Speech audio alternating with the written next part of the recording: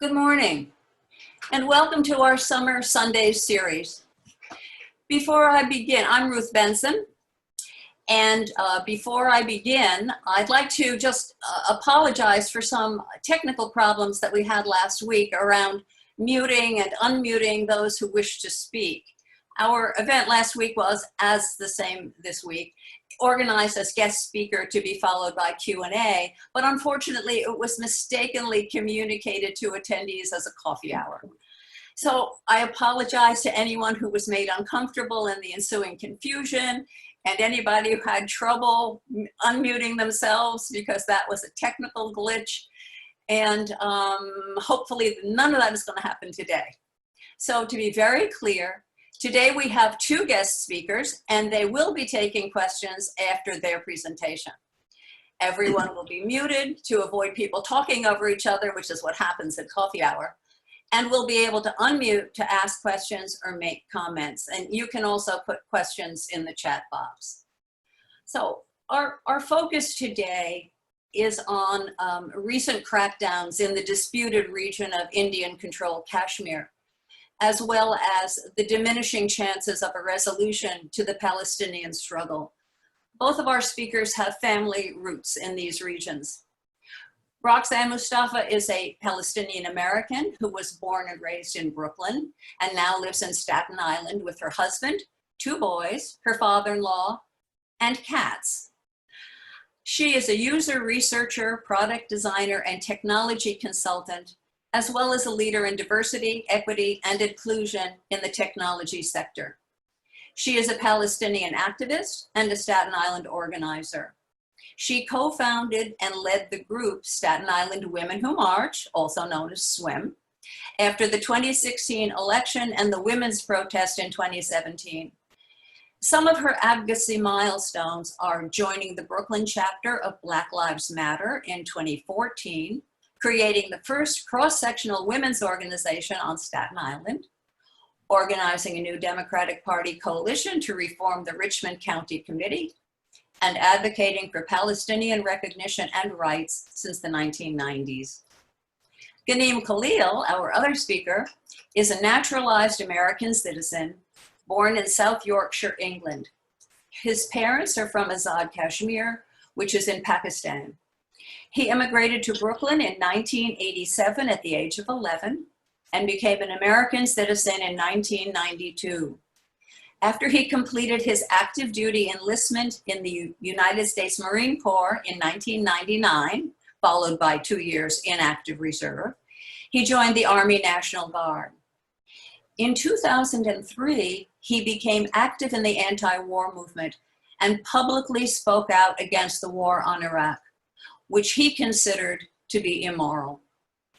He was honorably discharged from the Marines in August 1999 and from the National Guard in May 2003.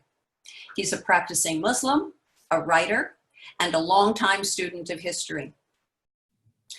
But before we hear from our speakers, I just want to provide some background on the two regions in question and some similarities that they share. India, Pakistan, and Israel, Palestine are two geographical regions that were partitioned respectively by Britain at the end of the Raj in August 1947 and by the United Nations at the end of the British Mandate in November 1947. The parallels are striking. Two areas that resulted from these divisions are still under occupation: the West Bank and Gaza in Palestine, and that portion of Muslim-populated but Indian-controlled Kashmir.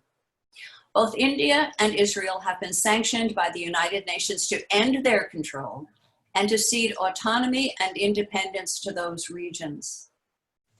The partition of India was carried out with the idealistic idea that Hindus would live in India and Muslims would live in Pakistan. The British plan resulted in the movement of millions of refugees in both directions. Many were slaughtered by opposing groups. Some starved or died of exhaustion. Some starved or died of exhaustion, while others were afflicted with the diseases that are common to undernourished refugees everywhere. The Hindu Maharaja of the princely state of Kashmir refused to join his kingdom to either India or Pakistan. He declared its independence as a separate nation. As the overwhelming majority of Kashmiris were Muslim, Pakistan immediately launched a guerrilla war to free Kashmir from Hindu rule. The Maharaja appealed to India for aid, signing an agreement to accede to India in October of 1947, and Indian troops cleared the Pakistani guerrillas from the region. Since then, Pakistan and India have fought 2 additional wars over Kashmir. The region remains divided and claimed by both nations. Pakistan controls the northern and western 1/3 of the territory, while India has control of the southern area. As to Israel-Palestine, the Balfour Declaration of 1917, declaring support for a home for the Jewish people in Palestine, strengthened the Zionist movement. The British facilitated an influx of Jews to Zionist settlements in Palestine, displacing tens of thousands of Palestinians. By 1936, an Arab rebellion erupted against both British imperialism and Zionist settler colonialism. This was ultimately smashed by the British by 1939. The Zionist strategy of expelling Palestinians from their land was a slow and deliberate process. Zionist leaders and military commanders met regularly from March 1947 to March 1948, when they finalized plans to ethnically cleanse Palestine. By early 1948, Zionist forces had captured dozens of villages and cities, displacing thousands of Palestinians. This was even while the British mandate was still in effect. In many cases, they carried out organized massacres, forcing some 700,000 Palestinians to flee their homeland in what is called the Nakba, or the catastrophe. The Zionist movement's message was simple: Palestinians must leave their land or be killed. In May 1949, Israel was admitted to the UN, and its grip over 78% of historic Palestine was consolidated. The remaining 22% became known as the West Bank and the Gaza Strip. It should be noted that, as stated by Salman Abu Sita, expelling people from their homes with no right of return is a war crime. Crimes against the peoples of these regions are not confined to the years of partition. They continue to this day. Like the Palestinian-Israeli conflict, the conflict over Kashmir remains unresolved. And like the Palestinian-Israeli conflict, it is the source and perhaps the key to peace in regions far greater than the territory in dispute. So, with that being said, Roxanne and Ghanim, I wonder if you can start by talking a bit about the effect of these partitions upon your families, your parents, your grandparents, and then from there we can segue right into what you understand about what's going on today. I'll let Roxanne. Yeah, go ahead, begin. You can begin. Thank you, Ghanim. Thank you. We were on the same page. Good morning, everyone. And thank you to the Unitarian Church and to Ruth for giving me this opportunity to talk about my family and my background. I am always very eager to talk about my family, my background. I have a very large family, very rich family, and we all love to talk about our family. But oftentimes when I talk about my background, I notice that there's a lot of cognitive dissonances with my identity. I look white. I don't identify as white. Palestine is not something that's part of our vernacular here in America. And it's often conflated with a Muslim identity, which my family is. But I'd love to talk about the rich identity that Palestinians have. To me, it's kind of interesting how much people don't know. So just to talk about me, I come from a very large family. My parents were emigrated here in the early 70s. They got married in Palestine. My father's side were a product of the expulsion of Palestinians. My grandfather made his way through Spain really early in the 20th century to run away from sort of the British and the Ottoman mandates to fight with the British, and he stayed in Spain for a long time. And then he went back. He found then a new occupying force, which was now officially the British, and the Zionist Jews that were coming in the 40s. So he left again and made his life in Cuba. And through that was a wonderful experience for my grandfather in my family, because he was able to make a substantial living, which he wasn't able to do in Palestine, to set some roots in Venezuela. So my father grew up he was born in Venezuela, but he would often go back to Palestine to visit family. My mother's roots are deep in a more rural town called Ramallah. And that family is quite large. I always say it's like the equivalent of being like from upstate New York in a small farm town. And she grew up in an idyllic way.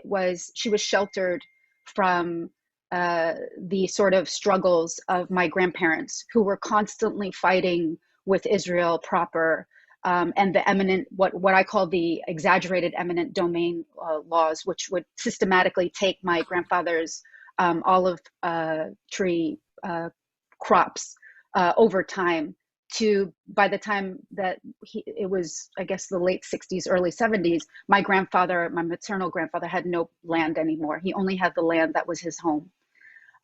So my father and my mother then met, and they came to America, and they created a life for us four siblings. So we were born in Brooklyn. I was born in Carroll Gardens. And I had a great upbringing, but we were raised very strongly to be Palestinian. And as the years went on, my parents also really reclaimed their Muslim identity. When you feel your identity being threatened and you see sort of a slow genocide happening, humans tend to cling to the foundations that they know. So over the years, in the 70s and the 80s, I witnessed my family becoming more and more religious. But our Palestinian thread and our identity was always strong. When I was a kid, we were taught to only speak Arabic in the house. And then when we left, we could speak English. We were always taught, and I would say trained, because similar to what a lot of my Jewish friends who had family members who survived the Holocaust, it was important for my parents to really express how strong and deep our Palestinian identity was throughout my young childhood, that we had a flag, we had roots, we had food, we had culture while we were here in America. When I got older, I realized that was the desperate cling of a people who felt like their culture and their heritage and their identity was being wiped away overseas. And I hold on to my traditions and my culture really strongly now as an adult. Now that I understand the deep dimensions of what's happening in Palestine and in Israel and to the Palestinian people across the world. And I feel very privileged to be an American, to be able to express my identity in a way that a lot of my family members cannot, that are overseas. I'd like to jump in there. It's a nice pause. Bismillah ar-Rahman ar-Rahim.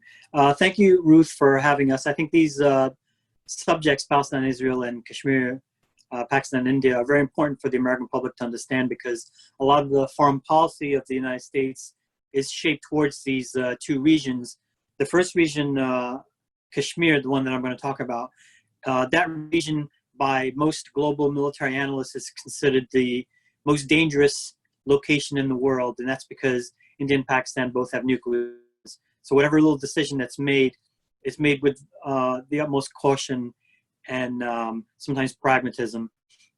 But it's an extremely hot topic for many of the people of the region. So it's a very important topic for Americans to understand. My family is from Azad Kashmir. Azad means free. So when the split of Pakistan and India happened, Pakistan gained control or had control of the free Kashmir. That's why it's called free Kashmir. And everyone in my family, in my extended family, and everyone in the community in Azad Kashmir knows that they're under the shadow of the next conflict. We don't know when the next conflict will be. Pakistan and India fought 3 to 4 wars, so we don't know when the next war might be. But we do know that Azad Kashmir is in the shadow of whatever invasion India has planned, whether it has one or not. So the Kashmiri people in Azad Kashmir, the free Kashmir section, they live in constant fear of that happening. And so that sort of informs their view of what's going on. They're always in fear. And the history of the Kashmiri people, the modern history, is that nobody really pays attention to them. The world sort of turned a blind eye until India officially detonated nuclear bombs. They did nuclear testing, and that's when Kashmir all of a sudden was in the news. So that organizational level, and human rights activists have been speaking about Kashmir for a long time, but the Kashmiris themselves have long known that they're an ignored population of people. It is one of the longest conflicts of the modern world, the Kashmir Indian-Pakistan conflict. So our relatives are basically caught between, global apathy and internal, sadness and anxiety and desperation because of what's going on there. That is called Heaven on Earth.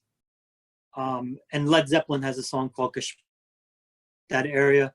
But that's as far as it goes when it comes to education about Kashmir.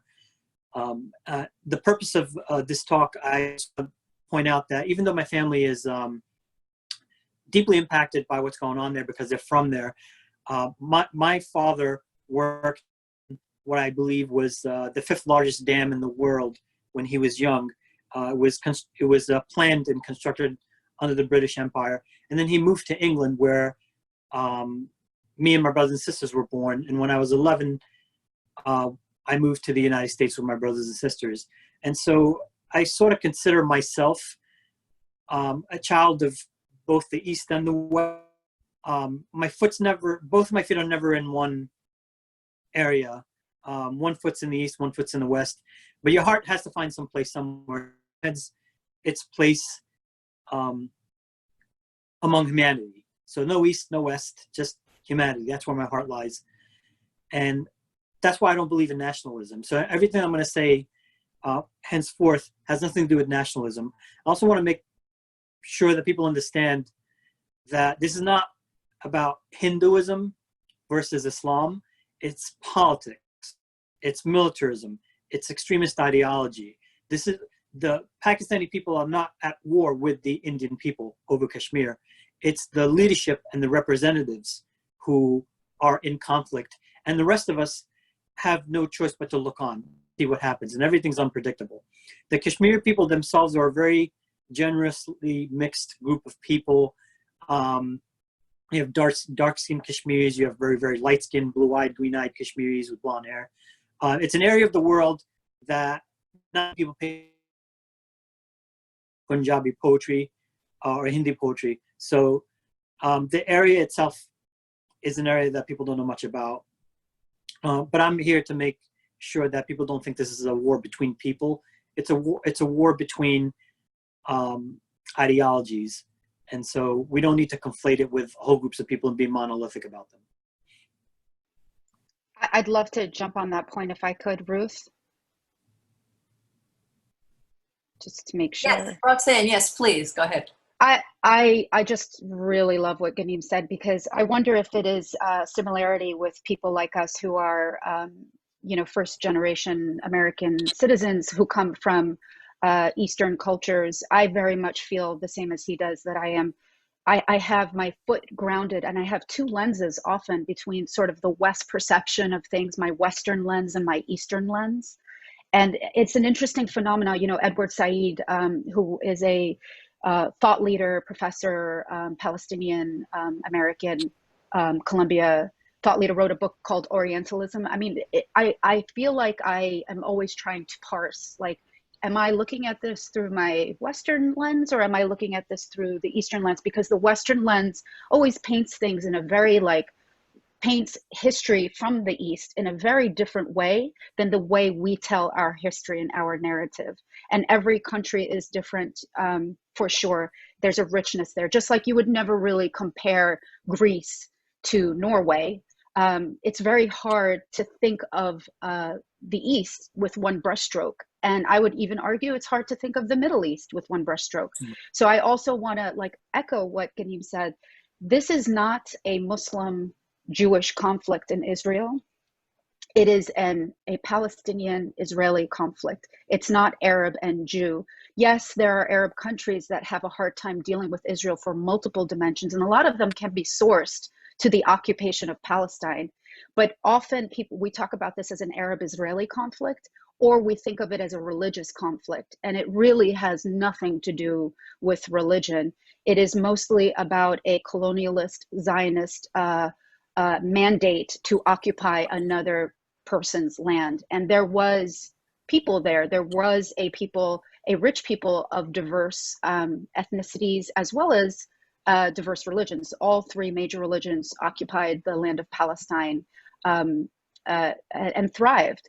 And this narrative that sometimes I hear Americans talk about, that it's an Arab and a Jew, or it's a Muslim and a Jewish conflict, it's very off-putting for Palestinians, because it takes the emphasis away from our narrative as Palestinians and our right to exist as Palestinians.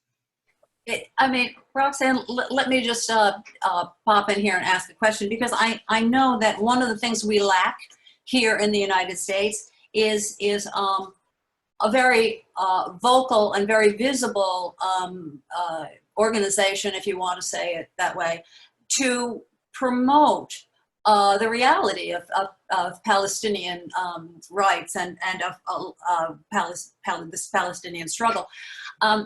Certainly on the other side of the issue, if you're going to look on the Israel side, the Israeli side, there's AIPAC, so that we do not have, there is not here in the United States another similarly vocal group to advocate for the rights and the needs of the Palestinian people.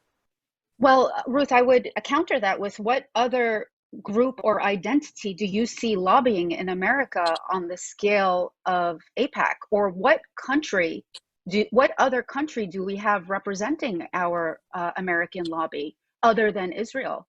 So there is a very narrow scope.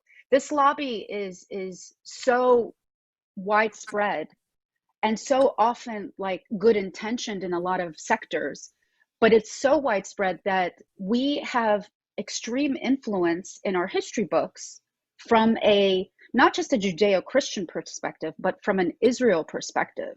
And that could be a talk for another time, but there's lots of evidence of how that opinion and that perspective has dominated our culture here in America. And I ask all of you, think of another country that has that kind of presence in America. And I would venture to say that many of us as Americans can't think of another country that has that kind of presence. Yeah, and I'm wondering, and this is a question or just a comment for both of you, is in light of recent moves that we've seen. We had the attempt of the Netanyahu government to force through an annexation of land in the West, more land in the West Bank, and of course, Ghanim, these incursions from the Modi government into Kashmir, both beginning last year and then, of course, stepping up again this year. So, talk a little bit to what that means, but also to what is it that we can do as people who are very interested in social justice? I think I'm speaking for the aggregate here, all of us who are attending and listening, and what are things that we can do to familiarize more people with these situations and to support? So those are kind of, I'm splitting that question into two halves. All right, so let me begin by identifying what the actual problem is. Extremist ideologies are the actual problem. When people are left alone with their own, intentions and goals, you don't see many problems. But when their societies is manipulated by extremist ideologies, charismatic leaders who manipulate the population, that's when a lot of these problems begin. The problems of repression, repressing people, curtailing their human rights, their freedoms. So what's happening in Kashmir is that extremist elements that have been the fringe in Indian society have now come to the forefront after the collapse of the USSR. and the New World Order, as it was called back in 1990 and 91, has given space to India to promote different ideologies. And so a leader that came into power, or a group that came into power, was the BJP, and they had elements of what's called the RSS, and you can look those up. The audience can look those up. The BJP, RSS. You can look it up on Google. But those were extremist ideologies with charismatic leaders who wanted to purify India of foreign elements. And the foreign elements they're talking about are Buddhists, Christians, Sikhs, and Muslims mostly. But there are 12 other groups that they don't like either. So that ideology curtailed the rights of not just Indian Christians and Muslims and Sikhs, but also the Kashmiri people. So Kashmir had autonomy. It had its own constitution. It has elected its own local leaders. And that's in lieu of question of becoming independent or joining Pakistan. They never really resolved that issue beginning in 1947. So in lieu of that, they've had an autonomous government, but the BJP is tasked to eliminate all aspirations of the Kashmiri people. So the Kashmiri people have no choice but to accept India as its government, so as its country. And well, this doesn't really fly well, especially when you've been oppressing Kashmiri people for decades. And there's a lot of human rights violations when you look it up. A lot of people have died. Tens of thousands of people have been murdered, raped, killed. Floods of refugees have left that area. And there's a lot of politics involved. But the main point is basically that the problem is extremist ideologies have gained an upper hand in the world, not just India and Palestine, but here in the United States and other areas also in Europe.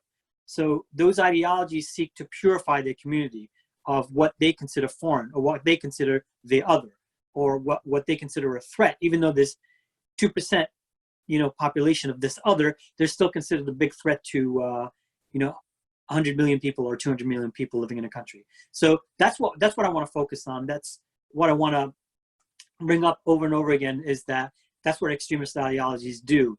And I see a connection between the current government of the United States and previous governments of the United States assisting and supporting these countries who are oppressing minority populations. And my question is why?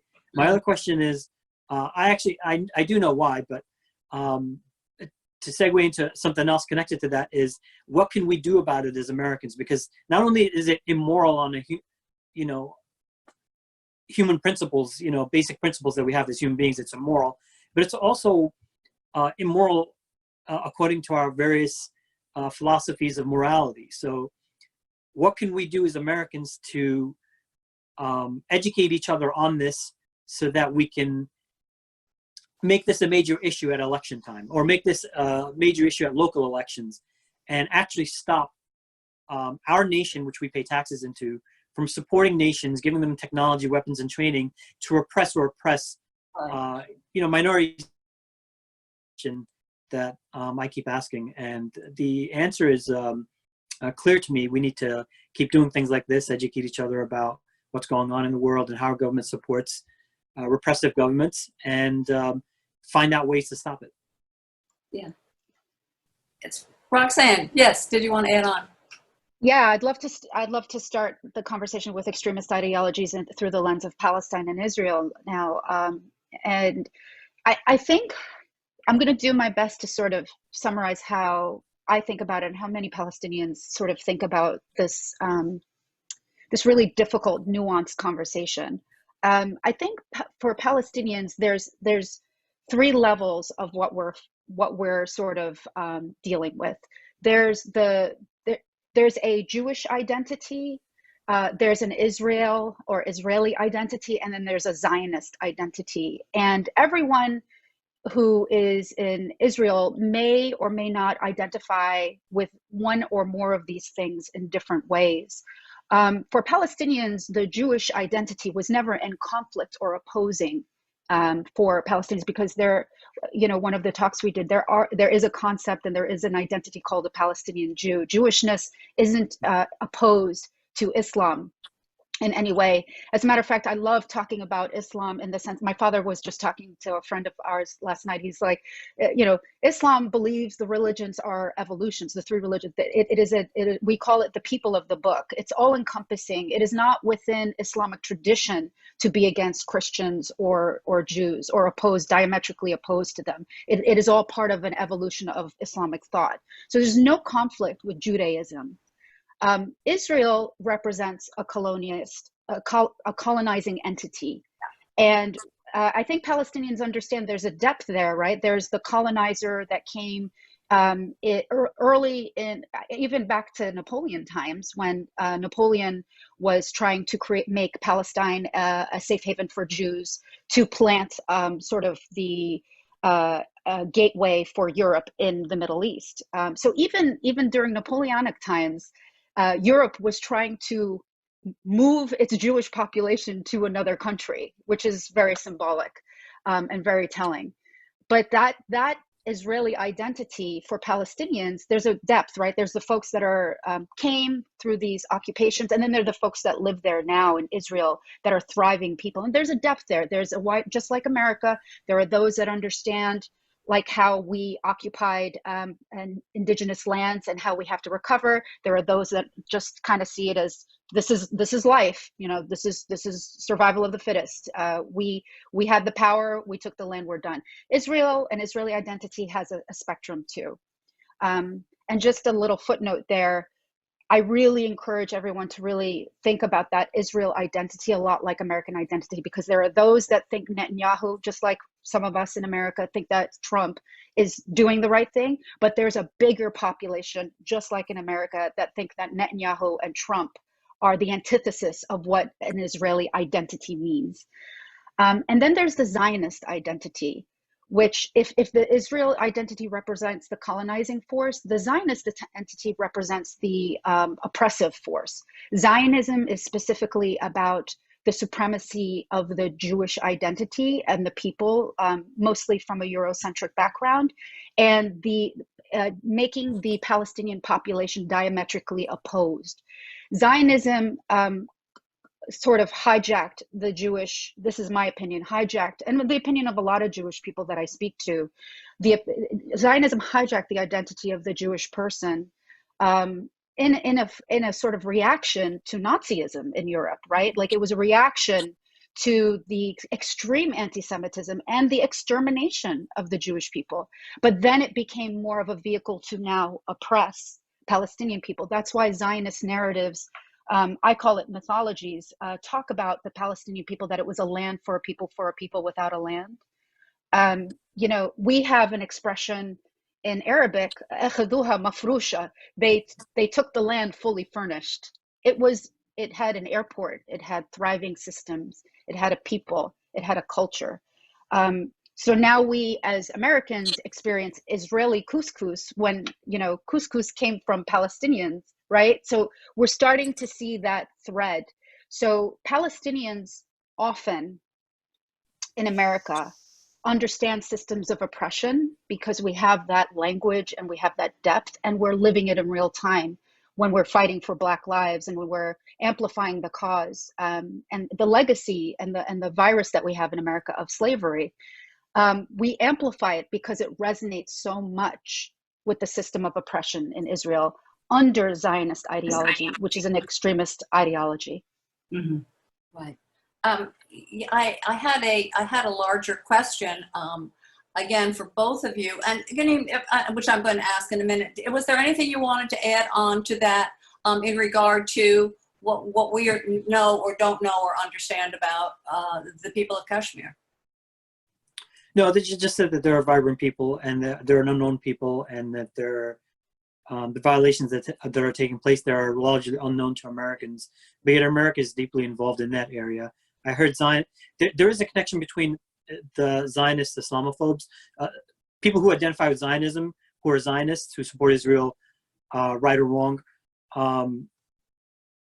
have with the Islamophobia industry, which is the hate everything Muslim industry in the United States. That connection is a very important connection because one time a well-prominent Zionist was asked, who would the United States support? Who would you want the United States to support in a war between India and Pakistan? And should there be a war? And the guy was, or India should just bomb Pakistan. And he was like, kill the millions of people. And he said, yeah, kill millions of people, because Pakistan needs to be either absorbed in India or wiped out. So that's not all Zionists.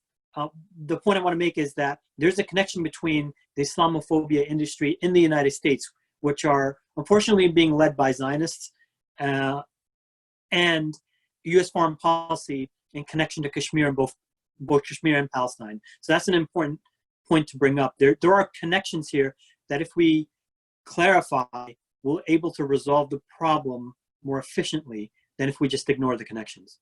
Right. Ghanim, before you were sort of talking about the much larger context and bringing in the issue of authoritarian governments, and it's not just confined to the two areas we are talking about today, but it has a much wider reach. So I have a question in the chat from Marjorie, and her question for the group and for you is, so we see there's, as you brought up, Ghanim, there is a rise in nationalism and a rise of authoritarian dictators. So we're seeing it in India, in the Philippines, in Hungary, in Poland. So, you know, again, going back to kind of sort of also segueing into, well, okay, we see, you know, the inroads that AIPAC makes. What global organizations, if any, are in the best position to counter these movements, these nationalist movements we're talking about? I mean, they really are infecting everywhere. I mean, just look at Germany, for heaven's sake. So much less here. So if there are not global organizations, then what can we do via NGOs? Is there anything we can do via NGOs to counter this you know, worldwide movement of authoritarianism? Well, there are organizations that are extremely helpful. And those are not just NGOs, non-governmental organizations that study human rights abuses, but also human rights groups themselves. I often find that conflict involving Kashmir, that a lot of Hindus, their human rights organizations are the first to cover the story, to expose the atrocities. And they're supplemented by foreign non-governmental agencies, organizations, and human rights groups that also concur with or find out, you know, the same things that are going on. So they kind of like corroborate what's going on there and make the information a little bit real, because people always say that didn't really happen, or, you know, this is fake news or something like that. But when you have multiple agencies, multiple organizations, and human rights groups saying almost the same exact thing, then we have a little bit more confidence in what they're observing. So I would say human rights groups are leading the way in exposing those violations, because if they don't expose the violations, no one will have an argument. No one will have anything to talk about, because it won't be important. It won't be a valuable conversation. Atrocities are happening. Human rights groups and NGOs are exposing them, allowing us to talk about them, allowing us to educate other people about them, and build those connections that I was talking about previously, involving local governments, and during voting, making that an issue, and just having not just protests, but campaigns and educational groups, groups like your group, creating new groups that, you know, bring this to the forefront so that the media can cover it. Because a major problem is what Roxanne was talking about before, Orientalism. For the people who don't know what Orientalism means, it's a way of seeing the other, usually Muslims, but it extends beyond Muslims, in a way that complements your power over them. So countries with a great deal of influence over other countries want you to view the victims as aggressors rather than victims, because that allows the aggressors to do what they want to do. And another point I would like to add is that I don't view the aggressors as solely just aggressors or oppressors. The first victim of the oppressors are themselves. So because they're doing oppressive things to others, they're damaging their selves, their souls, principles, the morality, philosophies that they have. So they're primarily doing damage to themselves, and then they do damage to others via their oppressive behavior. So we need to look at oppressors as human beings who need help. They need help. And how are we going to help them? It sounds weird, right? How are we going to help the oppressors? We need to help them by exposing their crimes, and by refuting the logic and narratives that they use to justify the oppression itself. And we can do that here in the United States without ever set foot in Palestine or Kashmir. We can do that right here by analyzing how they justify their oppression, dismantling it, because we all know oppression is wrong, injustice is wrong. We have plenty of evidence of what's going on over there in both regions, and then educate each other about it. And I think that's a useful thing. Yeah. Roxanne, yes. Yeah, there's so much there. I agree and love the eloquence of Ghanim and how he talked about it. It is true, right? The oppressor then, the oppressed become the oppressor. There's this terrible instance in Palestinian history where the Palestinian Authority was using the same brutality tactics that Israel used on the Palestinians, and it's still a problem. That's why I feel like I am a advocate of relieving and solving police brutality in America, because this is a thread throughout our society. And as a human being, I feel obligated to point out the parallels of militarization of our police on top of the roots of what our police system is in America. But the new militarization vis-a-vis Israeli military, these practices are now being propagated as normal. And this is something I have a very intrinsic, like visceral human reaction to, that stepping or putting your knee on the diaphragm of a human being is not the only way to restrain them. It has been normalized. Yeah. And our military and our police talk about it as like an empowerment. So it's an empowerment of their oppression. So it's a cycle. But you asked, Ruth, about what are the groups that can sort of amplify this. I have to say, in America, we are in a bubble when it comes to Israel and the tactics used against Palestinians. All over the world, the news is out there. The Red Cross, the Red Crescent, humanitarian groups, the United Nations understand the atrocities that Israel is inflicting on Palestinians. And I'm not going to go in detail. When I say atrocities, and when you talked about the Nakba, Ruth, I am not talking about, these are heinous crimes. And, just thinking about how Palestinians have tried to fight their oppressor and rebel, similar to the way we fought our oppressors in Britain, when Britain was when we were a young nation. These things are framed through the lens of Orientalism. It is seen as other and barbaric, that we are barbaric for expressing ourselves. So there are groups, there's information out there. I think Al Jazeera is a great resource. Al Jazeera was painted as a terrorist newspaper. It is not. It is a very good source of alternative news. I would really encourage people to find alternative sources of information, because the whole world is watching what's happening in Palestine, while our government put the shade down so that our citizens can be protected like children for not seeing it.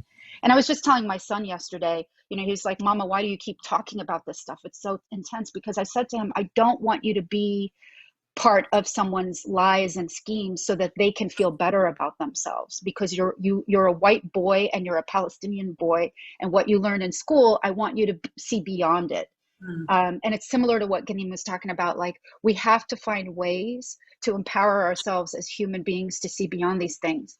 And the last point that I wanted to make, if we run out of time, this was really important for me to express as an individual, but BDS is a thing. It's a movement. Boycott, divestment, and sanctions of Israel. We have very clear stipulations of what the outcomes of BDS is, and it is working. It is why we as Americans in our bubble are told that BDS is illegal. And we're told by our democratic leaders. And this, if you want as an American to fight for the cause of human rights, think about the pressure it took to relieve South Africa of its apartheid practices.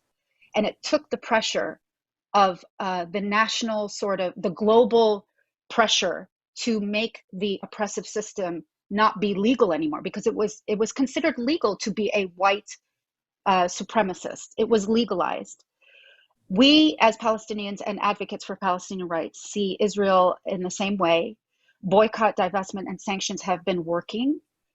It is why our Democratic candidate has gone out to say, I am a Zionist, because he wants to make sure that that identity and that power understands that he is not on the boycott side, while we are trying to fight for human rights in Palestine. So how do we do this when we have our democratic leaders clamp down our First Amendment right to boycott products coming from Israel?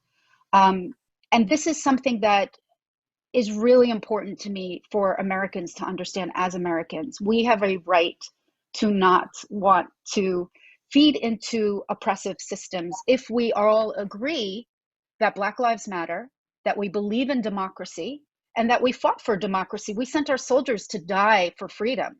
So why are we investing in these systems and then diluting what they really are, and then having our political leaders tell us that we can't voice our concern and our need for human rights? So this is a very nuanced conversation. And listen, I want to make sure people know, I'm not saying to not vote for Joe Biden. I'm going to vote for Joe Biden. You know, this is not about, I won't politicize this issue, but for Joe Biden and Chuck Schumer and Hillary Clinton and Kristen Gillibrand to say that BDS is illegal for students, and Max Rose to say BDS is illegal for students to voice their First Amendment rights. This is a big concern to me. So what can we, the information is out there. How do we get out of our bubbles? And then how do we pressure our democratic leaders? If you belong to the Democratic Party, if you belong to the Republican Party, there's different vehicles for each. But how do we put pressure on these leaders to have the narrative that is consistent with our American values and not the values of oppressive systems? Right. I want to thank you both. I'm going to open this up for questions from everybody who's here, but I just want to sort of piggyback onto what you just said, because Roxanne, because I too was totally horrified when I saw a couple of years ago that, you know, the word was coming down from our leaders on high that, oh, we can't have BDS, that's illegal. We're going to sanction organizations and we're going to shut down speech in colleges. I think we all can jump on that and call our representatives. I have called Kristen Gillibrand on this, and I think a lot of other people have too, because I noticed when it was being brought up in the Senate, she backed off it. So we taught, this is why we have, you know, these wonderful things called telephones, and we still can use telephones and call. So that's, you know, that's a great thing. I also just, and I'm serious about, you know, maybe we all should put together our own organization about pressing for support for BDS. I just want to say, talking about sources, yes, Al Jazeera. Hey, two other great sources, Robert Fisk at The Independent and Juan Cole, who has a blog, and I can put the info in the chat. They're wonderful sources for what's going on in the Middle East, and especially around these issues. Also, I myself have subscribed to Haaretz from time to time, another good source from Israel on, here's just another point of view on whatever's going on with, you know, whatever's going on in Israel. So on that note, let me put that info into the chat, and then I'd like to open this up. So maybe Emily, you can sort of take over on the tech end here, and while I put this thing into chat. And Roxanne and Ghanim, thank you both so much. Thank you so much to our speakers. Thank you very, very much for joining us. Those viewers who were unable to ask questions or missed the live feed, some of the things that we may have said might be objectionable to you. And if that's the case, just know that the discussion never ends. These are very complicated and complex topics, and they can take days, weeks, months, years.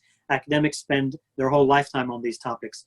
So if there are anything that you found objectionable, you can always reach out to us, the speakers, and continue the dialogue. I don't want anybody to think that what we talked about is so controversial that they can't approach us, or I don't want people to think that we have the last say on these matters. These are very complex matters. The main point that I wanted to bring across to the audience, whoever you are, is that in human history, when people oppress other people, that never leads to a good outcome. It's indisputable that Kashmiris and Palestinians are oppressed peoples. No one really disputes that. What is disputed is the root causes of those conflicts and the solutions to those conflicts. And that's why we need everybody to understand that this is an ongoing conversation. If you have something valuable to share, you should share it. Nobody should be ignored. But we have to root our solutions and our explanations, our narratives, and our moral and ethical principles. And not merely just share opinions, but you have to root your views in some type of moral or ethical principles that you have, so that we have a common basis or a common foundation to continue a dialogue.